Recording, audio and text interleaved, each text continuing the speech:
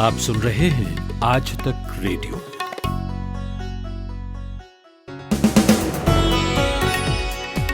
नमस्कार, मैं हूं पूनम कौशल, लेकर हाजिर हूं 29 जून का न्यूज पॉडकास्ट दिन भर। कोरोना संक्रमण के मामले 5.5 लाख के करीब। दिल्ली में बनेगा प्लाज्मा बैंक। प्लाज्मा बैंक होगा, ये ILBS जो हमारा अस्पताल है वहाँ पे होगा। जो भी डोनर है उनको आने का जाने का सारी व्यवस्था करेंगे। भारत चीन के बीच फिर होगी कमांडर स्तर की वार्ता, सीमा पर तनाव बरकरार। इस दौरान वहाँ पर स्थिति बहुत ही ज्यादा गंभीर है और आगे आने वाले दिनों में शायद ये सिलसिला जारी रहे। पाकिस्तान के कराची स्टॉक एक्सचेंज पर आतंकवादी हमला, 10 की मौत। मेरे उसको 2 गोलियां मारी, जख्मी हो गया, फिर उसने गंदे निकाला, एक हाथ में गोली मारी, वो हाथ छूट गया था वेपन से। और कार्यक्रम में आगे आपको सुनवाएंगे तमिलनाडु में पुलिस हिरासत में मौत पर क्यों उबल रहा है देश। लेकिन सबसे पहले मुख्य समाचार। मुख्य खबरों के साथ मैं आनंद श्रीवास्तव।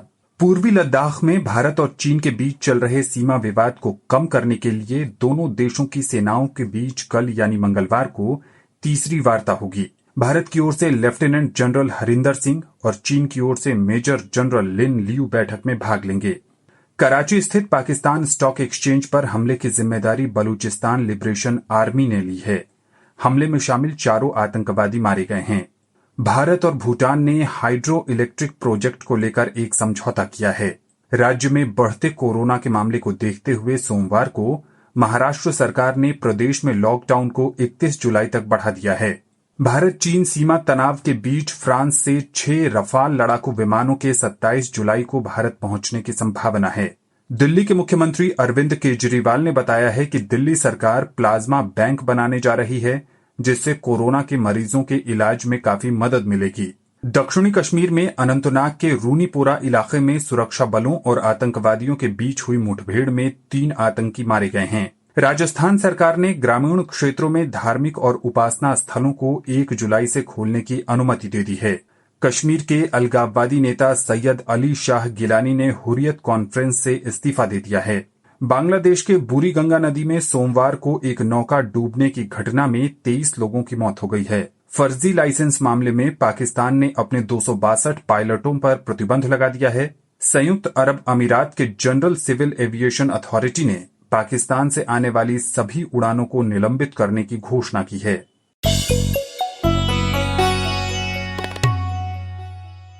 आप सुन रहे हैं आज तक रेडियो और मैं हूं पूनम कौशल। भारत में बीते 24 घंटों में कोरोना संक्रमण के करीब 20,000 मामले सामने आए हैं और अब देश में कुल मामलों की तादाद 5.5 लाख के करीब पहुंच गई है। बीते एक सप्ताह में ही करीब 1 लाख नए मामले सामने आए हैं। लगातार बढ़ रहे मामलों के मद्देनजर मणिपुर और असम जैसे कुछ राज्यों ने पूर्ण या आंशिक लॉकडाउन लगाया है।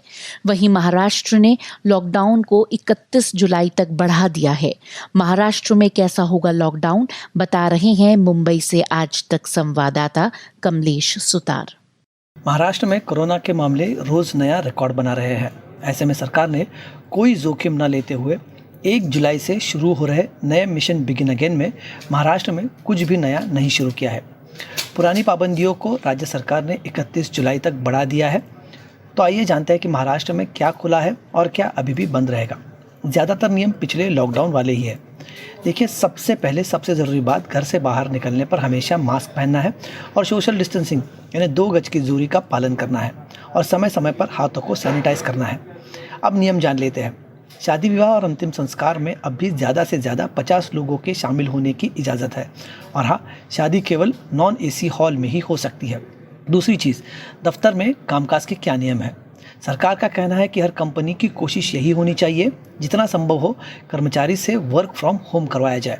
अगर एम्प्लॉय का दफ्तर आना ज़रूरी है तो दफ्तर में थर्मल स्क्रीनिंग हो, दफ्तर को बार बार सैनिटाइज किया जाए। जितना संभव हो कर्मचारियों को अलग अलग शिफ्ट में रखा जाए।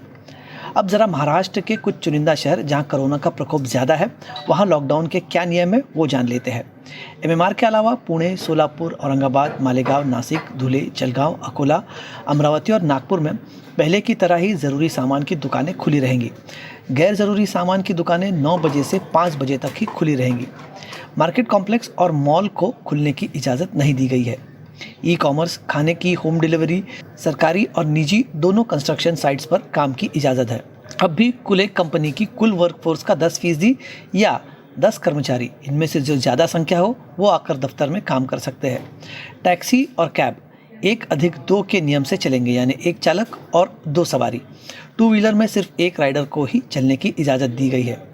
किसी भी गैर जरूरी चीज़ के लिए लंबे ट्रैवल की इजाज़त नहीं दी गई है। मुंबई पुलिस ने एक अलग से 2 किलोमीटर का नियम जारी किया है। इस दायरे से बाहर आप केवल ऑफिस से एसेंशियल चीज़ों के लिए जा सकते हैं। जानकारी दे रहे थे मुंबई से आज तक संवाददाता कमलेश सुतार। वहीं राजधानी दिल्ली अब देश का सबसे संक्रमित शहर है। दिल्ली में संक्रमण के मामलों की तादाद 83,000 को पार कर गई है। इसी बीच मुख्यमंत्री अरविंद केजरीवाल ने कहा कि दिल्ली में कोरोना मरीजों के इलाज के लिए प्लाज्मा बैंक बनाया जाएगा। प्लाज्मा थेरेपी के लिए इस बैंक से प्लाज्मा लिया जा सकेगा। मुख्यमंत्री ने लोगों से प्लाज्मा डोनेट करने की अपील भी की। वहीं आज तक से बातचीत में मुख्यमंत्री अरविंद केजरीवाल ने ये भी कहा कि कोरोना वायरस के खिलाफ लड़ाई को मिलकर ही जीता जा सकता है। सबसे पहले दिल्ली सरकार ने इनिशिएटिव लेके प्लाज्मा थेरेपी के ट्रायल शुरू किए थे केंद्र सरकार से परमिशन लेके, और हमारा जो पहला ट्रायल था 29 पेशेंट्स पे था और वो ट्रायल काफ़ी सक्सेसफुल रहा। इन द सेंस वो ये दिखाता है कि अगर बहुत सीरियस अगर पेशेंट है, मल्टी ऑर्गन फेलियर हो गए और वेंटिलेटर पे चले गए, उनको तो बचाना मुश्किल हो जाता है। लेकिन अगर मॉडरेट पेशेंट है, उसकी स्थिति को खराब होने से बचाने के लिए प्लाज्मा थेरेपी सक्सेसफुल नजर आती है। आज जब वैक्सीन कोई नहीं है हमारे पास और कोई और नहीं है, तो ये एक अच्छा एक मददगार साबित होती है। मैं इतना ही कहूँगा, बड़े बड़े अभी दावे नहीं करूँगा। तो वो जो 29 पेशेंट्स में दिया, उसके नतीजे जब हमने केंद्र सरकार को सबमिट किए तो केंद्र सरकार ने काफ़ी हमें भी परमिशन दी और आगे भी परमिशन दी, कई सारे प्राइवेट हॉस्पिटल्स को भी परमिशन दी। अभी मैं ये देख रहा हूँ कि लोग जो है प्लाज्मा को ढूंढते हुए बहुत ज़्यादा हैरेसमेंट फील कर रहे हैं कि कोई प्लाज्मा का डोनर मिल जाए, हमारा मरीज जो है वो अस्पताल में एडमिट है जी, कोई प्लाज्मा। मेरे पास बहुत फ़ोन आ रहे हैं और गलत किस्म की एक्टिविटीज़ भी शुरू हो गई हैं इस पूरे इसमें।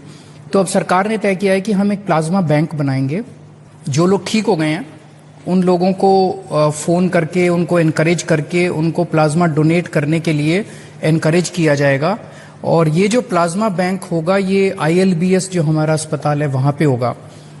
जो भी डोनर है उनको आने का जाने का सारी व्यवस्था करेंगे। और मैं आज आपके चैनल के माध्यम से भी सभी जो ठीक हो चुके हैं कोरोना से, उन सब लोगों से रिक्वेस्ट करना चाहता हूँ हाथ जोड़ के कि अपनी ज़िंदगी में कम मौके आते हैं दूसरे की ज़िंदगी बचाने के लिए। ये एक मौका है। अगर आप प्लाज्मा डोनेट करते हैं तो हो सकता है कि आपके प्लाज्मा से किसी एक आदमी की ज़िंदगी बच जाए। तो आप बिल्कुल, कुछ लोगों के मन में है कि वीकनेस आ जाती है, कोई वीकनेस नहीं आती है प्लाज्मा डोनेट करने से। कुछ तो अलग अलग भ्रांतियां हैं। तो ये थे दिल्ली के मुख्यमंत्री अरविंद केजरीवाल। आज तक रेडियो aajtak.in/radio ये हमारा पता है, लेकिन हम आपके पसंदीदा ऑडियो प्लेटफॉर्म्स पर भी हैं। Google podcast, Apple podcast, Spotify, Jio Saavn जैसे ठिकानों पर भी आप हमें सुन सकते हैं। और अगर YouTube आपकी पसंदीदा जगह है तो वहां पर भी हमें सब्सक्राइब कीजिए। आज तक रेडियो, सुनता है सारा जहां। और अब बात भारत और चीन के बीच जारी तनाव की। भारत और चीन के बीच गलवान घाटी में हुई हिंसक झड़प के बाद से बढ़ा तनाव अभी तक कम नहीं हो सका है। तनाव कम करने के लिए जल्द ही कोर कमांडर स्तर की एक और वार्ता हो सकती है। आज तक को पता चला है कि ये वार्ता भारत में होगी, जबकि इससे पहले 6 जून और 22 जून को हुई वार्ता चीन के क्षेत्र में हुई थी। इस बीच सीमा पर ताज़ा स्थिति क्या है, बता रहे हैं आज तक संवाददाता अभिषेक भल्ला, जो इस समय लेह में मौजूद हैं। गलवान घाटी के पेट्रोल पॉइंट 14 पर जहां 15 जून को झड़प हुई थी, वहां स्थिति अभी भी बहुत तनावपूर्ण बनी हुई है। हालांकि चीनी सेना कुछ कदम पीछे हटके लाइन ऑफ एक्चुअल कंट्रोल की अपनी तरफ गई है, लेकिन वहां पर अभी भी उनके सैनिकों की तादाद बहुत ज्यादा है और वहां पर उन्होंने एक अपना कैंप बना लिया है। इसके चलते भारतीय सेना भी वहीं पे डटे हुए हैं और दोनों तरफ से 1000 और 1200 के बीच में सैनिक अभी भी बने हुए हैं।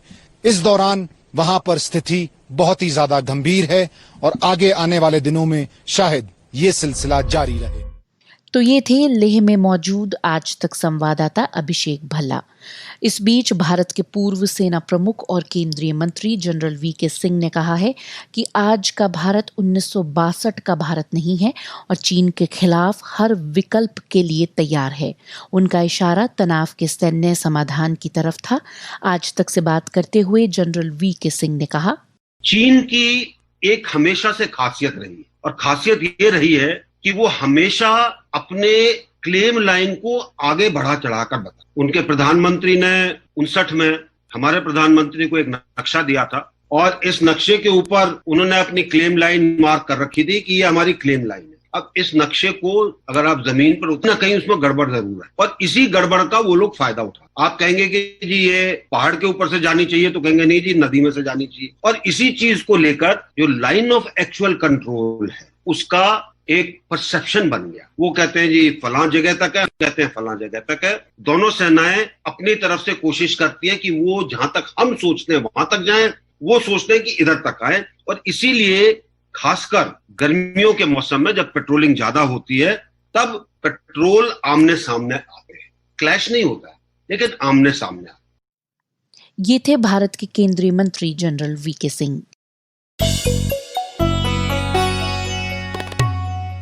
और अब बात करते हैं तेल के दामों की। बीते 20 दिनों से तेल के दामों में लगभग हर दिन बढ़ोतरी हुई है। पेट्रोल की कीमत करीब 9 रुपए और डीजल करीब 11 रुपए प्रति लीटर तक महंगा हुआ है।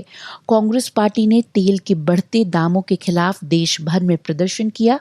कांग्रेस नेता सोनिया गांधी ने एक बयान में कहा, एक तरफ कोरोना महामारी का कहर और दूसरी तरफ महंगे पेट्रोल डीजल की मार ने देशवासियों का जीना बेहद मुश्किल कर दिया है। आज देश की राजधानी दिल्ली और अन्य बड़े शहरों में तो पेट्रोल और डीजल दोनों की कीमतें 80 रुपए प्रति लीटर को पार कर गई है। 25 मार्च के लॉकडाउन के बाद मोदी सरकार ने पिछले 3 महीनों में 22 बार लगातार पेट्रोल डीजल की कीमतें बढ़ाई। डीजल की कीमत 11 रुपए प्रति लीटर और पेट्रोल की कीमत 9 रुपए 12 पैसा प्रति लीटर और बढ़ा दी। यही नहीं, पिछले 3 महीने में मोदी सरकार ने एक्साइज ड्यूटी बढ़ाकर भी सालाना लाखों करोड़ इकट्ठे करने का इंतजाम कर दिया है। यह सब तब हो रहा है जब कच्चे तेल की कीमतें अंतर्राष्ट्रीय बाजार में लगातार कम हो रही हैं। मैं आप सभी को यह भी याद दिलाना चाहती हूँ कि 2014 के बाद मोदी सरकार ने जनता को कच्चे तेल की गिरती कीमतों का फायदा देने की बजाय पेट्रोल और डीजल पर 12 बार एक्साइज ड्यूटी बढ़ाई, जिससे सरकार ने लगभग 18 लाख करोड़ रुपए की अतिरिक्त वसूली की। और वहीं जयपुर में मुख्यमंत्री अशोक गहलोत समेत कांग्रेस पार्टी के बड़े नेता भी विरोध प्रदर्शन में शामिल हुए। अधिक जानकारी दे रहे हैं जयपुर से आज तक संवाददाता शरद कुमार। राजस्थान में आज कांग्रेस ने पेट्रोल और डीजल के बढ़े हुए दामों के खिलाफ प्रदर्शन किया। इस प्रदर्शन में प्रदेश कांग्रेस के अध्यक्ष सचिन पायलट के अलावा राजस्थान सरकार के आधा दर्जन मंत्री शामिल हुए। दरअसल पिछले 20 दिनों से पेट्रोल और डीजल के दामों में लगातार बढ़ोतरी हो रही थी। राजस्थान में पिछले 20 दिनों में पेट्रोल के दाम में 10 रुपया 20 पैसे और डीजल के दाम में 9 रुपये 53 पैसे की बढ़ोतरी हुई है। यानी जयपुर में फिलहाल जो पेट्रोल है वो 87 रुपये 53 पैसे और डीजल 81 रुपये 29 पैसे में मिल रहा है। इसे देखते हुए राजस्थान कांग्रेस ने आज यहां पर प्रदर्शन किया। हालांकि प्रदर्शन में सोशल डिस्टेंसिंग को लेकर धज्जियां उड़ाई गई। जिस तरह से जो कांग्रेस के विधायक थे रफीक खान, वो कार्यकर्ताओं के कंधे पर बैठकर आए। इसी तरह से जो सरकारी मुख्य सचेतक हैं महेश जोशी, वो भीड़ के साथ सेल्फी खिंचवाते नजर आए। उप मुख्यमंत्री सचिन पायलट ने भले ही इस पर अफसोस जाहिर किया कि हम सोशल डिस्टेंसिंग को मेंटेन नहीं कर पा रहे हैं, इसके लिए मैं खेद व्यक्त करता हूं और आज के बाद इस तरह का कोई प्रदर्शन होगा उसमें इस बात का ध्यान रखा जाएगा। लेकिन इस पूरे प्रदर्शन में कहीं भी सोशल डिस्टेंसिंग नजर नहीं आया। कांग्रेस ने कहा कि इस तरह के प्रदर्शन हम लगातार करेंगे। राजस्थान भर के लोगों के हस्ताक्षर हम राष्ट्रपति के पास भेज रहे हैं ताकि पेट्रोल और डीजल के दामों में कमी लाई जाए। इसके अलावा अब प्रखंड स्तर पर भी कांग्रेस पेट्रोल और डीजल के बढ़ते हुए दामों के खिलाफ प्रदर्शन करेगी। शरद कुमार, जयपुर, आज तक। और अब बात जम्मू कश्मीर की। अलगाववादी नेता सैयद अली शाह गिलानी ने आज हुर्रियत कॉन्फ्रेंस से इस्तीफा दे दिया। गिलानी हुर्रियत कॉन्फ्रेंस के चेयरमैन थे। हुर्रियत कॉन्फ्रेंस में कश्मीर के कई संगठन और पार्टियां शामिल हैं और इनका साझा मकसद कश्मीर की आज़ादी है। गिलानी के इस्तीफे के क्या मायने हैं, यही समझने के लिए मैंने बात की श्रीनगर में स्थानीय संवाददाता सुजा उल हक से और सबसे पहले यही पूछा कि क्या कश्मीर में अलगाववादी मुहिम कमजोर पड़ गई है। सैयद अली शाह गिलानी का हुर्रियत कॉन्फ्रेंस से रिज़ाइन करने का फैसला एक बहुत ही बड़ी पॉलिटिकल डेवलपमेंट है, खासकर कश्मीर के सेपरेटिस्ट पॉलिटिक्स को नज़र में रखते हुए। ये जो हुर्रियत कॉन्फ्रेंस का फैक्शन 2003 में गिलानी और उनके बाकी साथियों ने बनाया था, हार्ड लाइन फैक्शन माना जाता था और इसकी सदारत, इसकी chairmanship, lifetime chairmanship Syed Ali Shah Geelani को ही दी गई थी। हालांकि बहुत दिनों से गिलानी की तबीयत और उनकी उम्र की वजह से उनकी एक्टिविटीज़ बहुत कम हो गई थी, लेकिन फिर भी उनका ये फैसला कि पूरे अमलगम से रिज़ाइन करने का फैसला जो है, ये बहुत बड़ा फैसला है और इसके कई सारे मतलब हो सकते हैं। साफ जाहिर है कि ये सेपरेटिस्ट जो पॉलिटिक्स है उसके लिए एक धक्का ज़रूर है, लेकिन ये देखना ज़रूरी होगा कि आगे इसका किस तरीके का रुख रहेगा, खासकर जो सेपरेटिस्ट पॉलिटिकल पार्टीज़ है या ऑर्गेनाइजेशंस हैं, वो किस तरीके का रुख अब इस फैसले के बाद अपनाएंगे। सुजा, ये समझाइए कि क्या ये किसी आंतरिक झगड़े का संकेत है या फिर जम्मू कश्मीर में जो ज़मीनी हालात बदले हैं उनका असर? जिस तरीके से सैयद अली शाह गिलानी ने इस फैसले का आज अनाउंसमेंट किया है, एक चिट्ठी लिखी है उन्होंने सारे जो मेंबर्स हैं हुर्रियत कॉन्फ्रेंस के, इस फैक्शन के, और उस चिट्ठी में साफ जाहिर है कि गिलानी गतिविधियों से खुश नहीं थे। उनका साफ इशारा आपसी झगड़े के ऊपर था, इनडिसिप्लिन, मिसट्रस्ट, ये सब चीज़ें जो है वो साफ उस चिट्ठी में झलकती हैं। तो ये कहना गलत नहीं होगा कि आपसी तनाव या आपसी जो गुट के अंदर जो मेंबर्स हैं उनके बीच में तनाव की वजह से भी ये फैसला लिया गया होगा। और दूसरा पहलू इसका ये भी हो सकता है, जिसकी तरफ गिलानी ने भी अपनी चिट्ठी में इशारा किया है, कि जिस तरीके से आर्टिकल 370 को जब हटाया गया पिछले साल और जिस तरीके के हालात कश्मीर में बने, तो कई सारे लोगों का ये कहना था कि सेपरेटिस्ट पार्टीज और सेपरेटिस्ट लीडर्स या एक्टिविस्ट जो है वो उन्होंने इस मामले पर और इस पूरे वक्त में अपनी चुप्पी बनाई रखी। तो वो भी एक दूसरी वजह हो सकती है जिसकी तरफ इशारा किया गया है। तो कुल मिला के देखें तो ये एक बहुत ही बड़ा और ऐतिहासिक फैसला सैयद अली शाह गिलानी ने लिया है। और जैसे मैं पहले भी कह रहा था कि हमें देखना होगा कि इस फैसले के बाद किस तरीके का रुख बाकी पार्टीज जो खासकर सेपरेटिस्ट पार्टीज और सेपरेटिस्ट लीडर्स हैं वो लेते हैं, और किस तरीके की डेवलपमेंट्स अब सेपरेटिस्ट पॉलिटिक्स खासकर कश्मीर घाटी के हवाले से हैं जो है वो आगे होंगी, वो सब देखना बहुत ज़रूरी होगा। तमाम जानकारी के लिए बहुत शुक्रिया सुजा उल हक। और अब बात तमिलनाडु में पुलिस हिरासत में मौत के उस मामले की जिसने पूरे भारत में उबाल ला दिया। तूतीकोरिन में पुलिस हिरासत में पिता पुत्र की मौत के बाद से ही गुस्सा भड़क रहा है। अब मामले की जांच सीबीआई को सौंप दी गई है, लेकिन इसी बीच पुलिस के उत्पीड़न के और मामले भी सामने आ रहे हैं। अधिक जानकारी दे रही हैं हमारी सहयोगी माधुरी उपाध्याय। तमिलनाडु के तूतीकोरिन की घटना ने पुलिस पर कई सवाल खड़े कर दिए हैं। किसी भी गुनाहगार या बेगुनाह को इतनी बड़ी सजा दिया जाना बेहद परेशान कर देने वाला है और कई सवाल खड़े कर देने वाला है। हम आपको इस घटना के बारे में पूरी जानकारी देंगे, मगर उससे पहले ये भी बता दें कि पुलिस द्वारा किए गए अमानवीय बर्तावों का ये कोई पहला मामला नहीं है जब बात सनाथकुलम थाना की हो। जब ये मामला खुलकर सामने आया तो एक अन्य पीड़ित की हिम्मत हुई अपनी बात कहने की। पीड़ित का नाम पादरी लाजरेज है। थूथुकोडी के पादरी लाजरेज और उनकी टीम के 8 सदस्य 21 फरवरी 2020 को पर्चे बांट रहे थे। उसी दौरान सनाथकुलम की पुलिस उन्हें थाने ले गई।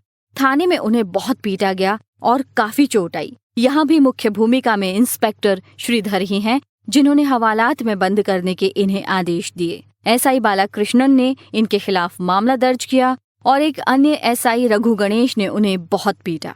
बाद में पादरी लाजरेज ने मानवाधिकार और अल्पसंख्यक आयोग को भी याचिका दी। एक बार इसकी पूछताछ हुई, लेकिन कोरोना के कारण सुनवाई नहीं हो सकी। अब आते हैं ताजा मामले पर, जो 19 जून का है।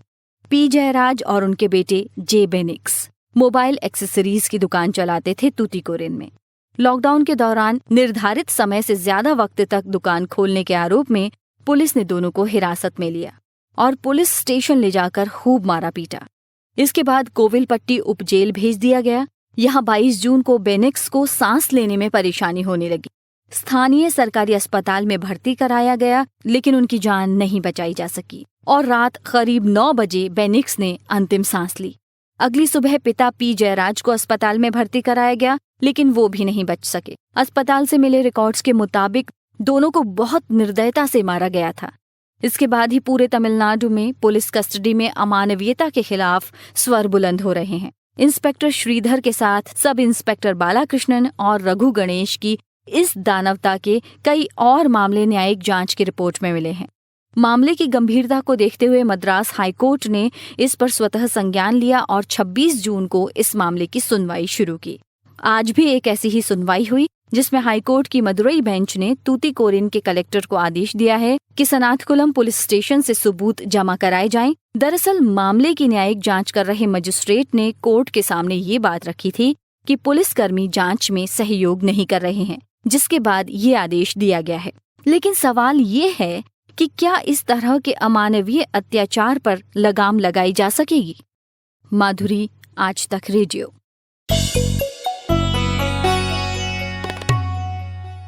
और अब बात पाकिस्तान की।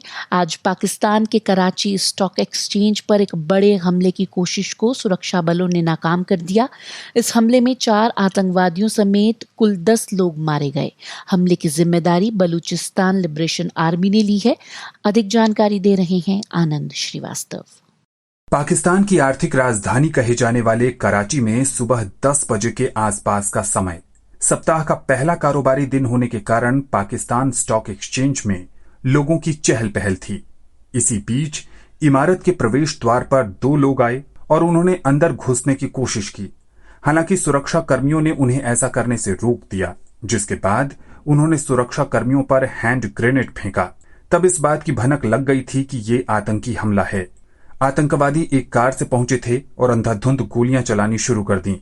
ये सभी स्वचालित मशीन गनों, ग्रेनेड और विस्फोटकों से लैस थे। एक्सचेंज के डायरेक्टर फारूक खान ने बताया कि सोमवार को यहां आम दिनों की तुलना में थोड़ी कम भीड़ थी। कोविड-19 के कारण ज्यादातर कर्मचारी घर से ही काम कर रहे हैं। आतंकवादियों को एंट्रेंस गेट पर रोकने की कोशिश की गई। सिर्फ एक ही आतंकवादी आगे जा सका। कोई भी दहशतगर्द ट्रेडिंग हॉल या एक्सचेंज की बिल्डिंग में दाखिल नहीं हो सका। इस दौरान ट्रेडिंग जारी रही। इस हमले में 11 लोगों की मौत हो गई है। इसमें शामिल आतंकवादियों को मुठभेड़ में मार गिराया गया है। बताया गया है कि इस हमले को 4 आतंकवादियों ने अंजाम दिया। हमले में 1 पुलिस अधिकारी और 4 सुरक्षा गार्ड भी मारे गए हैं। वहीं 3 पुलिसकर्मियों सहित 7 लोग इस हमले में घायल हुए हैं। कराची पुलिस और पाकिस्तानी रेंजर्स ने एनकाउंटर को पूरा किया। एनकाउंटर में शामिल एक जवान ने उस समय की स्थिति को कुछ यूं बयां किया। एक वो शूट किया, वो मर गया था। फिर उन्होंने बोला भाई एक बंदा और भी जिंदा है जो हमें शूट कर रहा है। ये वादे सुनने में आया था लोगों को। तो मैंने भी फायरिंग बंद कर दी, वो पीछे भाग गए। तो 2 बंदे उन्होंने बोला भाई 2 बंदे जो आगे फायरिंग करते जाओ और एक बंदा हमें कवर दे। जैसे वो 2 बंदे फायरिंग करता गया, एक बंदा फायरिंग करता, दूसरे ग्रेनेड फेंकता गया यहाँ से आगे। तो दूसरा बंदा जैसे निकला तो मेरे को उसने देख लिया था। मेरे उसको 2 गोलियां मारी, जख्मी हो गया। फिर उसने गन्ने निकाला, एक हाथ में गोली मारी, वो हाथ छूट गया था। वेपन से वेपन नीचे गिर गई। तो उसने गन्ने निकाला, गन्ने की पिन निकालने वाला मैंने उसको सर पे गोली मारी, तो वो नीचे गिर गया। जैसे नीचे गिरा 2 बंदे आगे गए, एक को मैंने पीछे से गोली मारी थी, वो थोड़ा जख्मी हो गया, फिर आगे भाई ने जो है कार्रवाई की। हमले की जिम्मेदारी बलूचिस्तान लिबरेशन आर्मी ने ली है। बलूचिस्तान लिबरेशन आर्मी के माजिद ब्रिगेड ने आतंकी हमले को अंजाम दिया।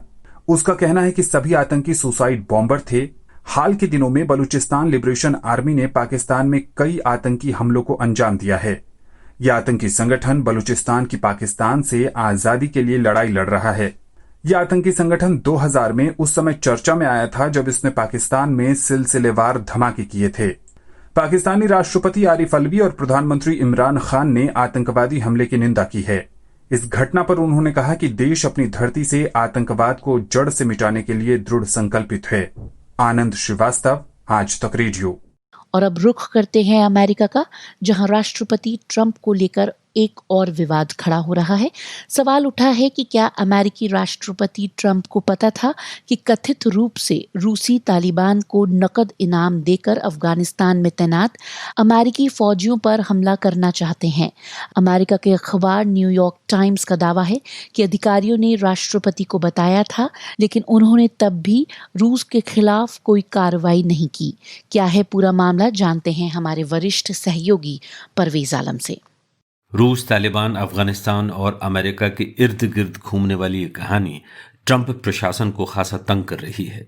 पिछले शुक्रवार न्यूयॉर्क टाइम्स ने एक विशेष रिपोर्ट छापी थी जिसमें अमेरिका की खुफिया संस्थाओं के अधिकारियों के हवाले से कहा गया था कि पिछले साल रूसी जासूसों की एक इकाई ने तालिबान से संबंध रखने वाले चरमपंथियों से संपर्क किया। रिपोर्ट के अनुसार रूसी ये चाहते थे कि अफगानिस्तान में तैनात अमेरिकी गठबंधन के फौजियों पर तालिबान हमला करें और उन्हें खत्म कर दें। बदले में रूसी जासूसी इकाई ने तालिबान मिलिटेंट्स को नकद इनाम देने का वादा किया था। तो ये तो है कहानी की पृष्ठभूमि। कहानी में ताज़ा मोड़ यूं आता है कि जब ये खबर अमेरिकी खुफिया संस्थाओं के हाथ लगी और अमेरिकी अधिकारियों के मुताबिक पूरी बात राष्ट्रपति ट्रंप तक पहुंचाई गई। इस विषय पर प्रेसिडेंट की ब्रीफिंग हुई और जवाब में अमेरिका ने रूसी कोशिशों को नाकाम करने के लिए एक प्लान भी तैयार किया, लेकिन व्हाइट हाउस ने उसे मंजूर नहीं किया। क्यों नहीं किया, इसका जवाब किसी के पास नहीं है। न्यूयॉर्क टाइम्स में रिपोर्ट प्रकाशित होने के बाद अमेरिका में सवाल उठे हैं कि आखिर रूस ने कथित रूप से अमेरिका के खिलाफ ऐसा षड्यंत्र क्यों रचा, और अगर रचा भी तो व्हाइट हाउस ने रूसी अधिकारियों, खासतौर पर रूसी राष्ट्रपति पुतिन के सामने पूरा मामला क्यों नहीं रखा, क्यों नहीं उनसे जवाब मांगा गया। यहां तक तो कहानी न्यूयॉर्क टाइम्स की रिपोर्ट और उसमें छपे आरोपों पर केंद्रित रही। कहानी में नया मोड़ तब आता है जबकि राष्ट्रपति ट्रंप ने यह साफ कह दिया कैसा रूसी ऑपरेशन, उन्हें तो इसके बारे में किसी ने बताया ही नहीं। ट्रंप ने ट्विटर पर साफ कहा है उन्हीं के शब्दों में कि ना तो किसी ने मुझे बताया था और ना ही वाइस प्रेसिडेंट पेंस को किसी ने बताया और ना ही chief of staff Mark Meadows को कि अफगानिस्तान में हमारे फौजियों पर रूसी निशाना साध रहे हैं। आखिर में ट्रंप ने न्यूयॉर्क टाइम्स की पूरी रिपोर्ट को ही फेक न्यूज करार दे दिया। ट्रंप ने यह सफाई भी तब दी जब उन पर मीडिया और डेमोक्रेट्स का दबाव पड़ा। राष्ट्रपति उम्मीदवार जो बाइडेन ने कहा है कि न्यूयॉर्क टाइम्स के मुताबिक अमेरिकी फौज की कमांडर इन चीफ को पता था और तब भी उन्होंने कुछ नहीं किया। बाइडेन ने तो यहां तक कह दिया कि डोनाल्ड ट्रंप को व्लादिमीर पुतिन के सामने सांप क्यों सूंघ जाता है। कहीं इसलिए तो नहीं कि ट्रंप को राष्ट्रपति की कुर्सी ही पुतिन की तरफ से तोहफे में मिली है। ये थे जो बाइडेन के शब्द। व्हाइट हाउस का भी ये कहना है कि वो खुफिया मामलों पर और इंटेलिजेंस एजेंसीज पर कमेंट नहीं करता है, लेकिन ये बात दुरुस्त है कि प्रेसिडेंट और वाइस प्रेसिडेंट को रूसी तालिबान संदर्भ वाली कोई बात नहीं बताई गई थी। दूसरी तरफ ट्रंप का विरोधी खेमा अपने प्रहार और तेज कर रहा है। शुक्रिया परवेज आलम। दुनिया भर में इन दिनों रंग भेद का मुद्दा गरमाया हुआ है। इस मुद्दे को लेकर सोशल मीडिया पर काफ़ी बहस हो रही है। ऐसे में लोग ट्विटर, फेसबुक, इंस्टाग्राम जैसे प्लेटफॉर्म्स पर उन पोस्ट को हटाने या अनुमति ना देने की मांग कर रहे हैं जो घृणा फैलाती है। सोशल मीडिया जब ऐसे फिल्टर्स लगाने में ढिलाई बरतने लगा तो विज्ञापन कंपनियों ने सोशल मीडिया से अपने विज्ञापन वापस लेने का फैसला किया। इसके बाद फेसबुक और ट्विटर के शेयर्स में भारी गिरावट देखने को मिली और अकेले फेसबुक को $7 बिलियन का झटका लगा। क्या है पूरा मामला, जानते हैं हमारे सहयोगी अंजुम शर्मा से। अमेरिका में जॉर्ज फ्लॉयड की मृत्यु के बाद काले और गोरे यानी रंगभेद का मुद्दा चर्चा में है। दुनिया भर में इस पर बहस हो रही है। कोरोना वायरस के कारण दुनिया अभी पूरी तरह से अनलॉक नहीं हुई है, इसलिए लोग अपनी अपनी तरह से इस मुद्दे पर राय दे रहे हैं। जहां अनलॉक हो चुका है वहां लोग सड़कों पर उतर रहे हैं, जहां नहीं हुआ है वहां सोशल मीडिया का सहारा लिया जा रहा है। ऐसे में हेट स्पीच का मामला भी सामने आ रहा है। कहा जा रहा है कि सोशल मीडिया, खास करके फेसबुक, सामाजिक घृणा और द्वेष फैलाने वाली पोस्ट को पहचान करके उन्हें हटाने में विफल रहा है। ऐसे में करीब 90 कंपनियों ने सोशल मीडिया पर अपने एडवर्टाइजमेंट बंद कर दिए हैं। विज्ञापनों का बहिष्कार करने वाली कंपनियों में Ben and Jerry ice cream, Dove साबुन, नॉर्थ फेस जैसे ब्रांड से लेकर कोका कोला और यूनिलीवर तक शामिल है। यूनिलीवर दुनिया के सबसे बड़े एडवर्टाइजर्स में शुमार है। कंपनी की ओर से कहा गया कि नवंबर में अमेरिका में राष्ट्रपति चुनाव हैं और चुनावों की वजह से जो ध्रुवीकृत माहौल बनाया जा रहा है वो सही नहीं है। ऐसा माना जा रहा है कि विज्ञापनों पर यह रोक इस साल के अंत तक जारी रह सकती है, लेकिन इसका फैसला इस बात से भी हो सकता है कि फेसबुक की नीतियां आने वाले समय में कैसी रहेंगी। वैसे जैसे ही विज्ञापनों को वापस लेने का फैसला हुआ तो उसका सीधा असर फेसबुक, ट्विटर और इंस्टाग्राम के शेयरों पर पड़ा और तेजी से उनमें गिरावट देखने को मिली। यूनिलीवर की घोषणा के बाद तो फेसबुक और ट्विटर दोनों के शेयर लगभग 7% तक गिर गए थे। फेसबुक के शेयर में 8.3% की गिरावट दर्ज की गई। मार्क जकरबर्ग को $7 बिलियन का नुकसान हुआ। फेसबुक के सर्वे सर्वा मार्क जकरबर्ग ने 26 जून को एक लाइव सत्र में विज्ञापन दाताओं की चिंताओं को दूर करने का प्रयास किया और कंपनी की विज्ञापन और सामग्री से संबंधित नीतियों में कुछ बदलावों की घोषणा भी की, लेकिन उनका यह कदम नाकाफी रहा। फेसबुक की ओर से कहा गया कि वो हेट स्पीच को डिटेक्ट करने वाले सॉफ्टवेयर में काफी समय से सुधार कर रहा है। आने वाले दिनों में फैक्ट चेक करके सिर्फ सही सूचनाएं ही फेसबुक प्रसारित करेगा और इसमें कोई राजनेता, कोई धर्म अपवाद नहीं होगा। वैसे सिविल राइट्स समूह कहते हैं कि फेसबुक हमेशा ऐसा ही करता आया है, उसके लिए गलती करके माफी मांगना कोई बड़ी बात नहीं है, लेकिन माहौल को संभालने में वो हमेशा ढुलमुल रवैया अपनाता है। इसके मुकाबले ट्विटर कम भेदभाव करता है। खैर, ये देखना होगा कि $7 बिलियन के नुकसान के बाद जकरबर्ग इस मुद्दे को कैसे संभालते हैं, क्योंकि विज्ञापन कंपनियों ने विज्ञापन न देने के लिए हाथ मिला लिए हैं और उनकी सूची लगातार बढ़ती जा रही है। अंजुम शर्मा, आज तक रेडियो। और आज 29 जून है। भारत में आज का दिन राष्ट्रीय सांख्यिकी दिवस के रूप में मनाया जाता है। कारण है कि आज ही के दिन राष्ट्रीय भारत में सांख्यिकी के पिता पीसी महालनोबिस का जन्म दिवस होता है। भारत में आर्थिक नियोजन से लेकर सैंपल सर्वे के विकास तक में महालनोबिस का भूतपूर्व योगदान है। नामी गिरामी में उन्हें याद कर रहे हैं अंजुम शर्मा।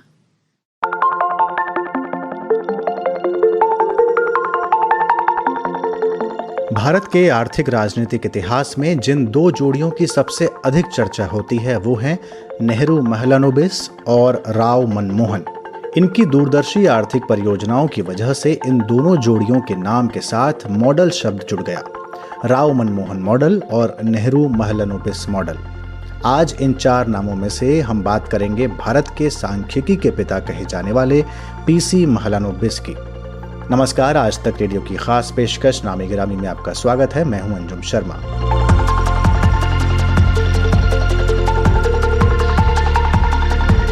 पीसी महलानोबिस का पूरा नाम प्रशांत चंद्र महलानोबिस था। उन्हें भारत में सांख्यिकी का पिता कहा जाता है। सांख्यिकी के क्षेत्र में महलानोबिस ने कुछ ऐसी तकनीकों का विकास किया जो आगे चलकर स्टैटिस्टिक्स यानी सांख्यिकी का अभिन्न हिस्सा बन गई। आपको बता दें कि सांख्यिकी एक गणितीय विज्ञान है जिसमें किसी वस्तु समुदाय से जुड़े आंकड़ों को इकट्ठा करके उनका विश्लेषण किया जाता है, उनकी व्याख्या की जाती है। अखबार में आए दिन आप और हम जो सैंपल सर्वेज देखते हैं, एक समय पर भारत में उसके बारे में बहुत ज़्यादा जानकारी नहीं थी, लेकिन महलानोबिस के कारण ही भारत में सैंपल सर्वे का व्यवस्थित रूप से विकास हुआ। साल 1931 में पीसी महलानोबिस ने भारतीय सांख्यिकी संस्थान यानी इंडियन स्टैटिस्टिकल इंस्टीट्यूट की स्थापना की थी और सांख्य नाम से पत्रिका भी निकाली थी। इंडियन स्टैटिस्टिकल इंस्टीट्यूट के दिल्ली शाखा के प्रमुख प्रोफेसर समीर कुमार नियोगी कहते हैं कि प्रोफेसर महलानोबिस भारत में सांख्यिकी मूवमेंट के अगुआ रहे। उन्होंने समझाया था कि सैम्पलिंग मेथड्स का यूजफुलनेस क्या है। उनका जो मेथड है वो इस्तेमाल हुआ था for estimating crops which involve statistical sampling. उनका जो नोवेल अप्रोच है वो इतना इजी था कि दैट मेथड बहुत सिंपल था। और बायोमेट्रिका नाम का एक जर्नल है उनका, उसी जर्नल का हिसाब से उन्होंने एक जर्नल शुरू किया था संख्या। अगर देखेंगे तो आज का जो ये चल रहा है बिजनेस एनालिटिक्स और डेटा एनालिटिक्स, इसमें अभी डेटा के ऊपर बहुत ज्यादा ध्यान दे रहा है। तो उन्होंने ये एक्चुअली सारा जो कॉन्सेप्ट है उन्होंने चालू किया था कि ये कोई भी डिसीजन है that has to be taken based on the analysis of data. तो अभी ये मैथमेटिक्स, स्टैटिस्टिक्स, कंप्यूटर साइंस सारे मिलके सारे जो डिसीजन होता है, गवर्नमेंट का डिसीजन होता है, कुछ भी डिसीजन होता है, वो अभी जो डेटाबेस हो रहा है इसके पीछे प्रोफेसर पीसी महालनोबिस का बहुत बड़ा कंट्रीब्यूशन है। तो ये इस प्रस्तुति की बस झलक भर थी। इसे पूरा सुनने के लिए हमारे पेज पर आइए। वहाँ नामी गिरामी नाम का एक सेक्शन है जहाँ इसके अलावा और भी कई नामी गिरामी लोगों के बारे में आप हमारे पॉडकास्ट सुन सकते हैं। और अब बाजार का हाल सुनते हैं हमारे मार्केट एक्सपर्ट शुभम शंखधर से। हफ्ते का पहला कारोबारी दिन साथ साथ आज जुलाई सीरीज का आज पहला कारोबारी दिन था। वो बाजार के लिहाज से बहुत उत्साहजनक नहीं रहा। पूरे दिन बाजार एक दायरे में कारोबार करता रहा और फाइनली जब मार्केट बंद हुआ तो सेंसेक्स और निफ्टी दोनों ही करीब आधे फीसदी की गिरावट के साथ बंद हुए। सेंसेक्स 209 अंकों की गिरावट के साथ 34,961 के स्तर पर और निफ्टी 70 अंकों की गिरावट के साथ 10,312 के स्तर पर बंद हुआ। टेक्निकल लेवल्स के हिसाब से अगर आप देखें तो निफ्टी के लिए 10,300 का स्तर एक अहम स्तर है, एक महत्वपूर्ण स्तर है। और जब तक ये 300 के ऊपर आज क्लोजिंग दी है, अभी भी ये माना जा रहा है कि बाजार बुल्स के ही पक्ष में है, बियर्स की ग्रिप में नहीं आया है और बाजार में अभी भी एक तेजी की गुंजाइश जो है, संभावना जो है वो मजबूत है। सिंगापुर निफ्टी में 1% से ज़्यादा की गिरावट थी। ये उम्मीद थी कि बाजार गिरावट के साथ खुलेंगे, वही हुआ, बाजार गिरावट के साथ खुले। दिन के कारोबार के दौरान एक छोटी सी रेंज में बाजार में उतार चढ़ाव देखने को मिला और फाइनली जब मार्केट बंद हुए तो डे हाई पर आकर बंद हुए, जो ये उम्मीद दिखाते हैं कि बाजार में कल हो सकता है कि एक तेजी वाला सत्र हो। अगर स्टॉक स्पेसिफिक बात करें या सेक्टर स्पेसिफिक बात करें तो बैंक निफ्टी में आज 1% से ज़्यादा की गिरावट देखने को मिली। इसके बाद भी जब HDFC बैंक में 1% से ज़्यादा की बढ़त थी। और इसके अलावा मिड कैप इंडेक्स में करीब आज 1.5% की गिरावट थी, जो ये दिखाती है कि बाजार में जो बिकवाली थी वो गहरी थी, वो चौतरफा थी। ऐसा नहीं था कि कोई चुनिंदा स्टॉक्स में गिरावट की वजह से सेंसेक्स या निफ्टी नीचे थे, बल्कि मिड कैप और स्मॉल कैप इंडेक्स में भी गिरावट थी। शुक्रिया शुभम शंखधर। और अब वक्त है आपसे विदा लेने का। अब आप हमें गूगल पॉडकास्ट, स्पॉटिफाई और जियो सावन के अलावा और भी कई ऑडियो प्लेटफॉर्म्स पर सुन सकते हैं। अपना फीडबैक आप हमें radio@aajtak.com पर मेल जरूर करें। फिलहाल मुझे यानी कि पूनम कौशल को दीजिए इजाजत। नमस्कार।